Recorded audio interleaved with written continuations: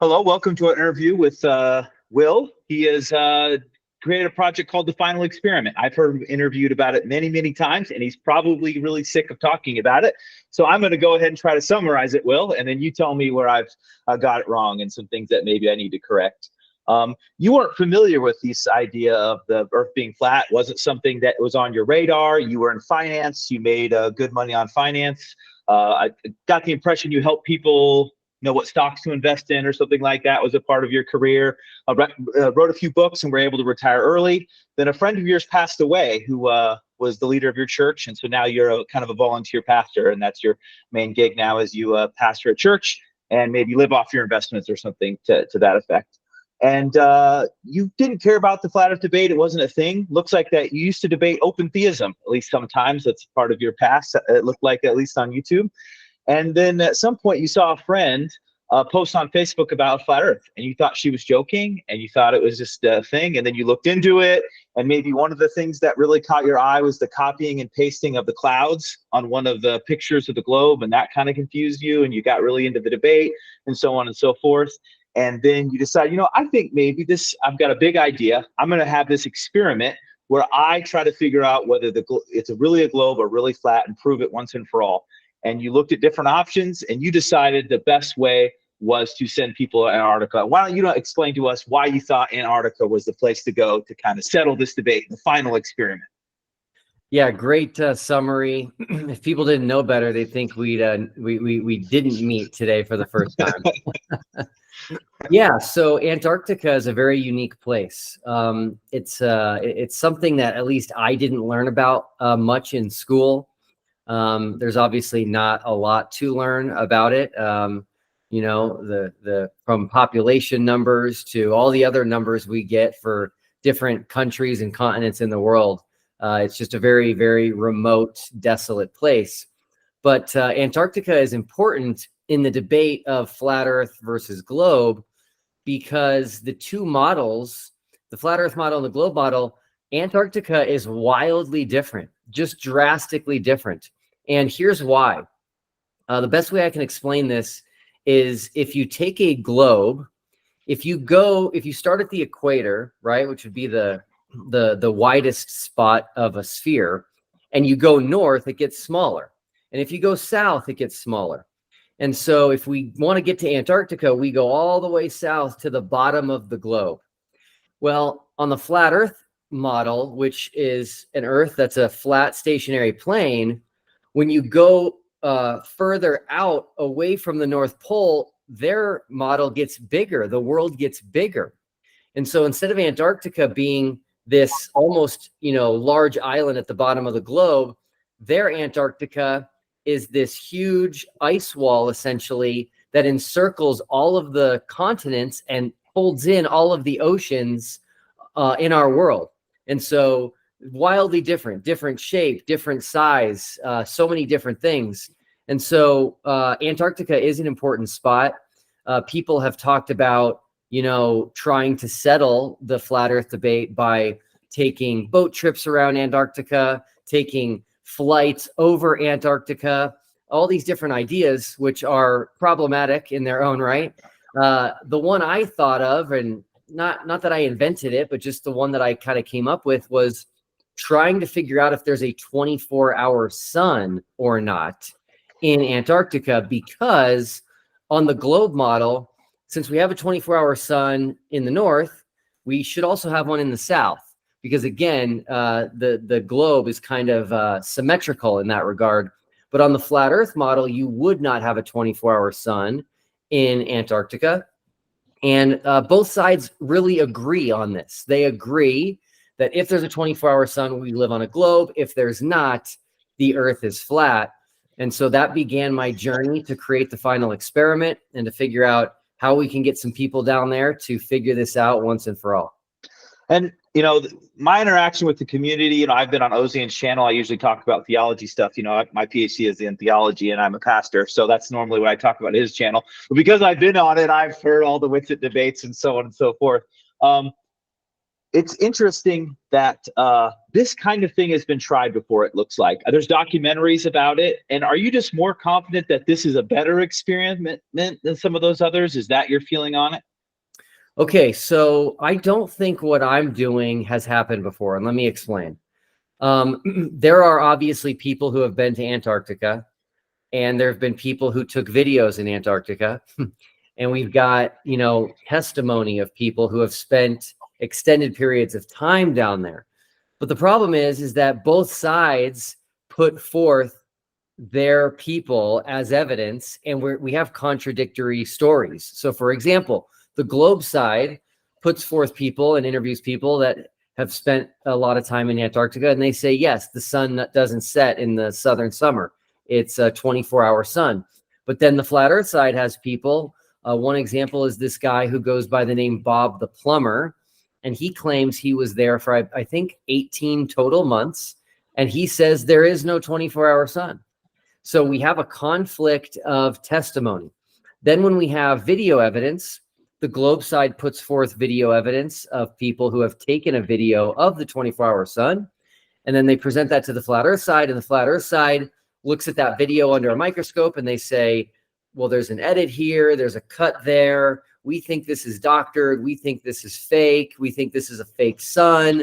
I've heard all the arguments. And so again, there's not really any movement in terms of the debate and in terms of the sun and what it does into Antarctica. So what I came up with was, let's take actual people there that are in the debate.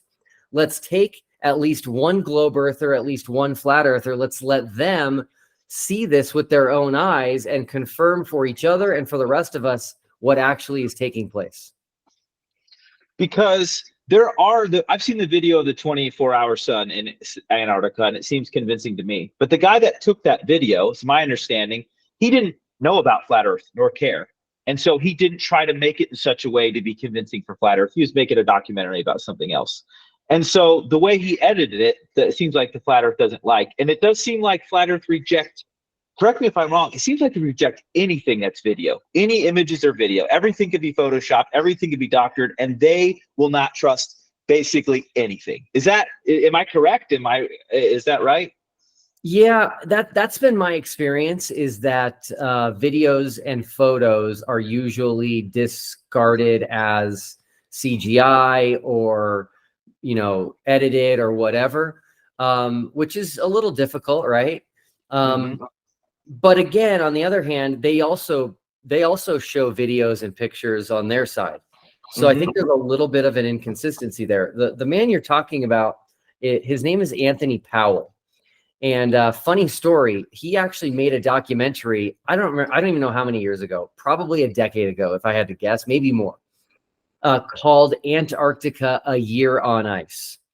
And he spent more time in Antarctica than almost anybody I know of. I honestly don't know if I know somebody where I've, confirmed they've spent more time boots on the ground in Antarctica than Anthony Powell. And what you're saying is correct. So I actually owned that documentary.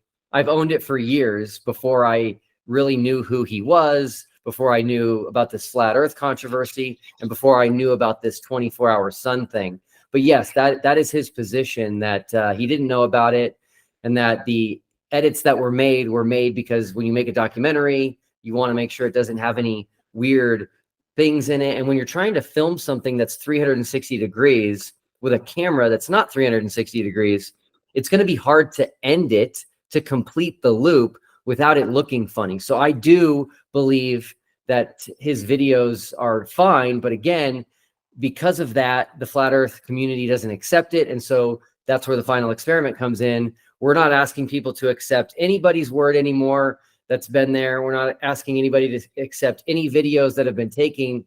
We're going to go there and figure this out ourselves. So just to summarize, my audience understands there's a debate over the flat Earth. You want to solve it, and the 24 hours is going to do it. The video evidence we have isn't acceptable. You're even willing to say, yeah, you're right. The way the videos were done aren't even optimal to prove a globe Earth, and that the flat Earthers have some understandable beef with those videos and the testimony evidence. They have someone who says there is no 24-hour sun, and of course the globe earthers have people that testify there is a 24-hour sun, and so you're going to do it. And now I would like to shift to kind of some other questions that are a little more ministry related to the church. Does this sort of experiment you have anything to do with your church at all? I mean, does it affect your church? Is it just totally like, hey, you're a pastor, you do that, but hey, you're your own person too, you do other things as well? These things aren't connected at all. Yeah, they're not connected at all. I'm chuckling because I mentioned the Final Experiment in my sermon yesterday for the first time. So some people in my church know about it because they've just seen things online, but a majority of my people in the congregation don't know about it, haven't heard about it. So yeah, this is just me. This is something that I have sprinkled throughout my entire past. My wife thinks I'm medicating and running away from something, and I should probably spend more time on my emotions, which she's probably right. But I'm always have getting my hands dirty in some big project. Mm-hmm. And so you did have someone who does flat Earth debates come to your church and present. Is that correct? Yeah, his name is Michael Toon. He goes by Mike. MC Toon is his name on YouTube. And yeah, he came to our church and he did a presentation, and it was awesome. It's fun because this kind of stuff you really don't know a lot about unless you become an astronomer or go into cosmology and things of that nature. So I think it's fun, even as adults, to learn more about God's created universe. So Mariah and I had some questions about that. She's the ministry coordinator at our church, and we were trying to imagine, like, what scenario would we be like, let's have someone come and do a presentation on flat Earth versus globe Earth? I'm trying to imagine going to my church leadership and being like, I think we should have this on Sunday morning or a special service or whatever. I mean, how did that thought process go? Because her and I were discussing it. We're like, we got to ask this guy about this. We just couldn't fathom thinking that this was, something we would get into at church. Yeah, so our church is a little different than most. I am not really, I don't really shy away from topics. There's a lot of things that probably a lot of pastors would not talk about because they don't want to offend people and things of that nature. And I'm not really that way. But I'm also open to people who disagree. So there's kind of a good, healthy balance there. So for example, someone recently said, hey, Will, can I come to your church and debate you guys? I've got a massive disagreement with you guys theologically. And I said, absolutely, come on down. You can go at it with all of us. It'll be fun. We'll all hopefully be edified and learn more. So the reason I did it at church is because I do think it's a serious issue. And the reason I think it's a serious issue is because it's growing. And if I'm right, I don't think we can ever know this for sure, but if I'm right, the flat Earth movement is actually growing the most within the church. And I think it's possible the church is actually keeping the flat Earth community alive and well. And so that's a reason that I felt like it needed to be dealt with. I think if people start to talk about it, you're going to find that you probably know someone who's flat Earth that just hasn't told you yet. You might even have someone in your family who's flat Earth or considering flat Earth. All of that was true for me. And I said, okay, I want to kind of tackle this thing head on. And so the way that I'm positioning the Final Experiment is this. If we live on a globe, which is my position, then let's settle this debate in December in Antarctica. And then let's just stop debating the shape of the Earth. Let's spend our time and our energy and our resources to better the world and stop debating this thing. But if there is a massive cover up, if the flat earthers are correct that they're hiding a firmament and they're hiding the true shape of the Earth because they want to hide God, then it would be really great if I helped expose that. And so if we go down there and there's not a 24-hour sun, they're hiding a setting sun by giving us fake videos and people who are lying about seeing it down there, then I'm also going to do my part to uncover the truth, which is always a good thing. So, well, like when McToon came, was his presentation like, let's go through all the Bible verses, or was he like focused on the science? Because like when I preach, it's like if I'm not, and not there's not subjects I won't shy away from really, but it's like if it's not the Bible's passage I'm talking about isn't talking about it, I don't address it. So there wasn't really a theological issue I wouldn't talk about, but it's kind of probably going to be in the context of I'm going through this particular passage and it addresses it. How did that flat earth thing go? Did McToon go through and say, hey, in Isaiah 11:12, it talks about the four corners of the earth and no one interprets that it's a square necessarily? How did he address it, or have you addressed it from the pulpit, or how does that go? Yeah, so I've actually addressed it from the pulpit. So I've done 5 sermons on the topic. And I kind of got everything out there that I thought would need to get out there, including the Bible verses and including the science and the history of it all. It was funny because I had people that were upset with me for doing a flat earth sermon on Christmas Eve. And by the time it was over, people were in tears. They were like, Will, that was amazing. Thank you so much. So it's worth checking out. I tied it in a very biblical way. But for MC Toon, he did a little bit of both. He covered some of the scriptures and also some of the science. And I'm totally fine with science from the pulpit.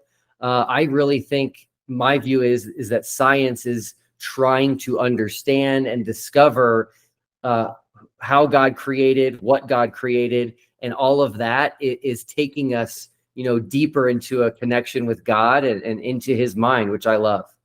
Mm. Now, MC Toon is a Christian, I think. I've talked to him about that before. But not a lot of the Globe defenders are Christians, I don't think. At least the famous ones that make YouTube videos, right? There's like a whole subculture of these people that make YouTube videos about it. But like one thing I've noticed, and I'd like to hear your comment about it, and something I've appreciated about you is I feel like the Glovers can be absolute total jerks. Just super mean, like embarrassingly mean. Like I can't finish the video because it's just so mean. And you seem to, obviously you're a globe earther, seem pretty strong in your stance, but you don't have that meanness. And I appreciate that. Have you noticed that sort of incredible meanness within this sort of subculture of flat earth versus globe? I have noticed it, and it's not my style. You might have seen theological debates I've done. I don't get like that. It's not just the Final Experiment. This is just who I am. But I have noticed it. It's very unfortunate to me. Recently, a flat earther named Jaron Campanella, who runs a YouTube channel called Jaronism, he said something that really affected me. He said to the Globe, audience, he's like, you guys treat us like we're less than human beings. And I was like, wow. So before people like quickly jump on that and say it's not true, the first thing we should think about is he feels that. He receives that. He believes that. And so there's something there. And so that really affected me. And I'm like, man, if the Final Experiment could also help in this area and just say, hey guys, let's drop this hatred of one another. Let's come together. Let's collaborate on this issue. And again, assuming that the people involved on both sides are really searching for truth, this is something that we should be able to join together and do together, and it should be great. Yeah, I'm really not surprised he feels that way. I would almost be surprised if he felt any other way. I mean, I've heard horrible things be said about him and all the other people, and it's just really become a sad situation. A lot of the Globe defense videos, I feel like, have just become attempted dump fests of just being super mean and just calling everybody dumb. And if they can't answer a question, anyway, I'm getting on a sermon here, but I've gotten very frustrated with it because, all of us are super wrong about one thing, right? Like we're Christians. There's a lot of people in this world that are not Christians, and maybe we're wrong. And we're just morons for being Christians, right? Like we're just as stupid as the flat earthers that we believe in this Jesus guy. And then there's a very large group of people that believes in Muhammad, that he's this special prophet or whatever. And are they all stupid? Just moving quickly to people that disagree with us are all morons. I find frustrating because we're likely some of the morons and we just don't know it. Otherwise, we would change our view, but we likely are. And so I really do appreciate you trying to at least provide some niceness to this. And by you being willing to put up the money to have the people go, it gives you some authority. And I'm glad you're an authority figure to try to have some kindness, because I'm pretty tired of the dunk videos. Yeah, I agree. It's unfortunate, but we'll see what happens. What you mentioned earlier too was that it does seem that a majority of the people on the globe side are not Christian, and a majority of people on the flat Earth side are Christian. And I think that has kind of created itself in a way to where the globe defenders, the people that want to get involved in this debate, they kind of see the heavy Christian presence on the flat Earth side, and then you can't really help it. You begin to associate Christianity and the Bible with flat Earth, especially when you have a lot of these flat earthers quoting scripture as a defense for the shape of the earth. So that is something that's happened, which I think is unfortunate, but let's be clear, it's a majority on each side. It's not everyone. A big flat earther named Eric Dubay, he's very anti-Christian. And then you've got, in addition to MC Toon, Danny Faulkner is on the globe side. He's a Christian. He's an astronomer. He's with Answers in Genesis. So there is fortunately still representation on both sides.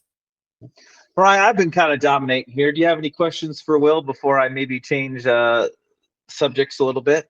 Yeah. So, and maybe this has a little bit to do with your last answer. But so I'm all for debating in church. I think it's great. And sometimes churches will bring creationists or whatever to argue atheism. And that seems though to be more a problem, because if you don't believe in creation, then it's assumed that you wouldn't believe that you were made in God's image or whatever. So it's not all the ways that could go, but that's a general way that could go. What about if the earth is not flat, or if the earth is not round, how does that affect Christianity in a way that it would be so detrimental? Mm-hmm. Yeah, it's a really good question. So it's definitely not, in my view, a salvation issue whatsoever, whatever shape you think the earth is. The only thing that I see that could become a problem is becoming obsessed about it. And because if you become obsessed about the shape of the earth, you kind of lose the focus of Christianity, which is the death and resurrection of Jesus Christ. And you start to forget about the gospel, and you start to forget about all these other things. I have noticed, it might be anecdotal, but I've noticed a tendency of flat earth Christians to become obsessed with this issue, and it's all you hear them talk about. And sometimes, I think this is normal, when we have somebody in our life who we have a relationship with or whatever, when they're just obsessed about an issue, and you just know every time you talk to them, they're going to bring it up. You don't even really want to talk to them or associate with them anymore. So that's kind of something I see. Yeah, no, I see that too. All roads lead back to the flat earth. Oh dear, no. So Calvinists sometimes are that way, right? All roads lead back to Calvinism. Sometimes they get hit with that idea as well. Oh yeah. Okay. I wanted to ask, what does your church have a denomination, or is it just non-denominational? Because yeah, we are non-denominational. Okay, that's cool. And you've done debates on open theism, and I didn't actually watch them. I think you were the pro open theist side. Is that correct? That's right. Yeah, that's right. Yes. And when did you adopt that view? Obviously, it's not the historical view. Maybe we should explain what open theism is. I'm going to give a really bad explanation, and then you should correct me. Okay. Mine is the mean explanation. It's something like God doesn't really know the future fully. He's just a really good guesser. That's the mean way to say it. Tell me the right way to say it. What is open theism? Yeah, so I've been an open theist actually for a very long time, probably going on 20 years now, and I'm still an open theist. And so open theism, here's how I look at the different views of God, is people take God's attributes, because he's got multiple attributes, and in their mind, certain attributes take priority to others. And so open theists take God's attribute of freedom, meaning God's free will, And we believe that that is a foundational attribute that has priority over everything else. So open theism is this idea that the future is open and not settled, meaning it doesn't have to play out a specific way. And the root of that is in God's freedom, because if the future is settled, God's future would be settled, and therefore his freedom wouldn't be truly free. Interesting. So normally we think of God like outside of time. Does this put God inside of time in the open theist, or would you not express it that way? Yeah, I don't really like to express it that way. And it's funny because I just started a new sermon series on God and time, which is very exciting. Yeah, so God and time is a really fun topic that I love. I do believe that time is an uncreated aspect of reality. So sometimes people struggle with that. And so I give a couple of other examples to help people understand. So math was not created by God. Math was not something that he could have made different, right? If you go back to eternity past, the three persons of the Trinity is math. 1 + 1 + 1 is 3. Also, logic and the laws of logic are not created entities. So these things are aspects of reality. They're not created. And essentially, anything that's uncreated has to be inextricably tied to God himself. So I add time in there with math and logic as these uncreated aspects of reality that describe God and his existence. And so I define time as the endurance of reality, and how you define time is important in this discussion. Well, that's super interesting. I have not done an incredible amount of reading on that subject, so I think I would have a lot to learn to even be able to attempt to argue with you, because I'm guessing you are on top of it, seeing how many times you've debated this subject. So it's very exciting. It's very, very interesting. Going back to the flat Earth, tell us what's going on. I guess I do know that Jaron is planning on going as long as Witsit can go, and then you can't go. But give us that whole thing. What is actually happening? You invited 26.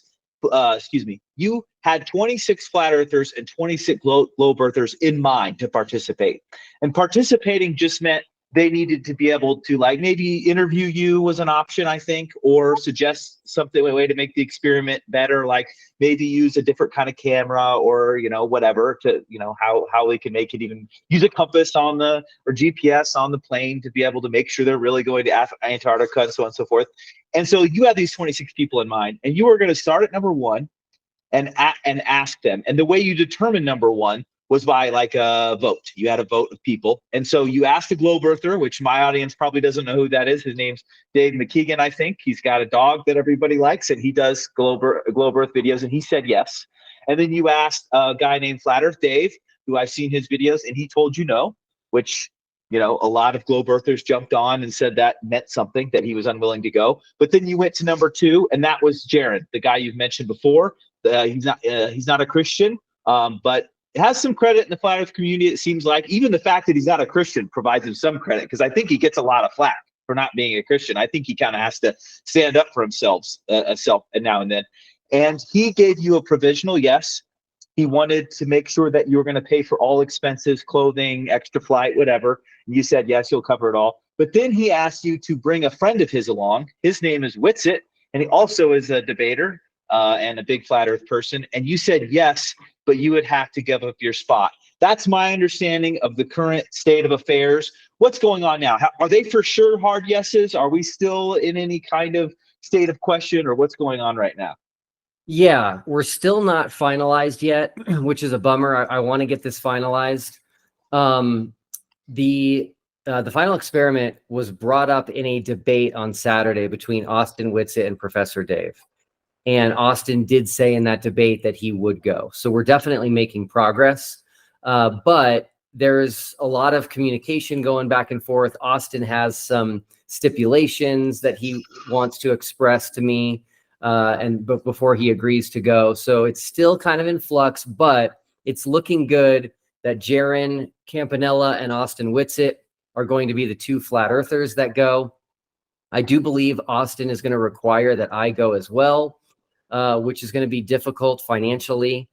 Some people, I got people in my ear right now constantly. Some people are saying, Will, this is a game that Austin and Jaron are playing.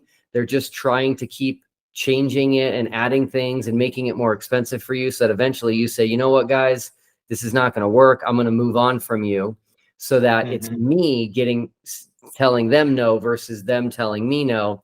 I personally believe that they are sincere and that they do want to go, and they're not trying to make my life difficult. They're just trying to look out for themselves. So it's tough to judge someone's motives and their heart, but I hope to have an answer for everybody by the end of this week. Because the steel man, the flat side, they basically think there's a big government cover up on the whole thing. So usually when people ask me why people believe in flat earth, I say, imagine not trusting the government, turn that puppy up to 11, and then you're a flat earther. Now that's probably a little bit unfair, but that's like a super overly simplified way. So they're like afraid if they would find out something they're not supposed to, that they could like be in trouble. So Jaron's like a little nervous about going by himself without someone he trusts with him. And then I assume Wixit's argument is, well, is this plane going to crash, or, you know, whatever, we want Will there or whatever. You know, that's the steel man of their argument. Like, they feel unsafe because they really do believe that the government absolutely does not want them to know that there isn't a 24-hour sun in Antarctica. They absolutely want to keep this covered. They'll do what they have to do. I mean, flat earthers have suggested maybe the government will try to, you know, fake a sun or different things like that, which is why you guys are trying to have experiments to, you know, make it so you can prove that that's not happening. But I think they really do believe it. I have no reason to think they're not, and they have real reasons because they believe it to be afraid. That's the steel man. Does that sound right of why they might be so nervous? Yeah, it's definitely accurate. They think that, you know, this is going to get big enough, if it's not big enough already, where the government is going to say, okay, we can't let this happen.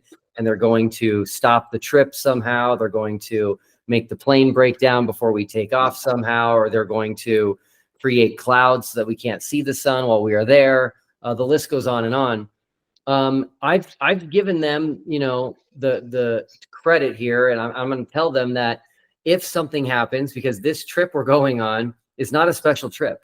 It's a trip put on by Antarctic Logistics and Expeditions every single year. They do multiple trips a year, and I expect this one will go off without a hitch, just like every other trip has gone off without a hitch in their long history. But if something crazy happens that's never happened before, and it's like, Will, this plane has been so trustworthy, and all of a sudden on your trip it doesn't work, I'm going to say, you know what? There might be something here. You guys might be right. But anyway, yeah, that was a good steel man of where they're at, and we're just trying to make everybody happy so that we can make this reality. Mariah, I'll let you jump back in. Do you understand the experiment? You know, you're new, you don't care, you haven't watched hours of flat earth content that Will and I have subjected ourselves to from both sides, really. I mean, sometimes depending, you know, just I watch both sides of the video and I get done and go, why am I watching this? I need a life or something. Yeah, so okay, so I don't actually, yeah, like he said, I don't know that much about the debates. Also, I don't know that much about Antarctica besides like it's cold. And last I understood, it's like pretty empty, right? So are you guys just like camping for like days and like really just chilling? Like, isn't that going to be kind of boring? Well, here's what I'll tell you. People that I've read and spoken to who have visited Antarctica say it's one of the most beautiful places in the world. I know people that can't wait to go back every single year. It's very hard to be there in the winter time, which in the South is right now. And so a lot of people usually go in the southern summer, which would be November, December, January timeframe. So anyway, there is that factor, right? The second piece is just the cool factor, right? Going to some place that almost no one's been to, going to the seventh continent, if it's a continent. And so I think that's going to be fun. Now, the company ALE, Antarctic Logistics and Expeditions, they have a couple of camps in Antarctica. And the one we're going to is called Union Glacier. And it's very nice, you know, heated tents and, you know, places where everybody eats. There's chefs down there that make food for you. You can go skiing. They have mountain climbing. They have skydiving, all kinds of things. So I think it will be a pretty fun trip that in addition to what we're doing. Out in the wilderness. So that's good.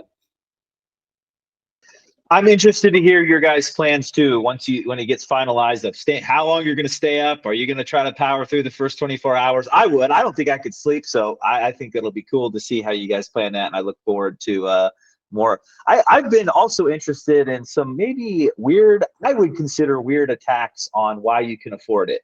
Meaning like Mariah and I were not rich, right? We don't have any money. But to me, like $100,000 in rich people land isn't that much money. Were you surprised that people couldn't believe that you might spend $60,000 or whatever the price tag will be to have people go, or 90 or whatever the number is? Because to me, it's like I've hung around really rich people, and these aren't large numbers. And was that a surprise to you or not? Yeah, it definitely was. So back when I was in the financial industry, I specialized in helping wealthy people. And so you kind of look at yourself in the context of the other people around you. So I actually never really considered myself that wealthy. But yeah, it was a surprise. But it's okay, right? People do things that they're passionate about. I don't think I'm ever going to regret doing this. The amount of money that it's going to cost, I think, will be worth it. We already have people excited all over the world. I'm doing interviews in, England and Australia and New Zealand and Scotland, and who knows where this will go. I had an email this morning from a gentleman in Finland. So word is traveling fast. People are excited, and yeah, it's going to be fun. Well, that's great. Is there any final things you have before we wrap up? Yeah, if people want to follow what we're doing, check out our website. It's thefinalexperiment.com with dashes. So the-final-experiment.com. And then if you really want to get all the updates we have, just find us on YouTube. Just search for The Final Experiment on YouTube. We'll pop right up. You can subscribe. We try to do daily updates during weekdays. And yeah, it'll be fun for people to follow us. And hey, if they have any suggestions, you can contact me through our website, and would love to hear from you. Great. And someday when I get $30,000 to burn, I'm going to Antarctica with or without you. I think that sounds like a fantastic trip to go on. I love to travel, so it'd be really great. I suppose I better take my wife along, so maybe I better make that $60,000 to be able to go to Antarctica. But thanks again for joining us, Will, and we'll end here.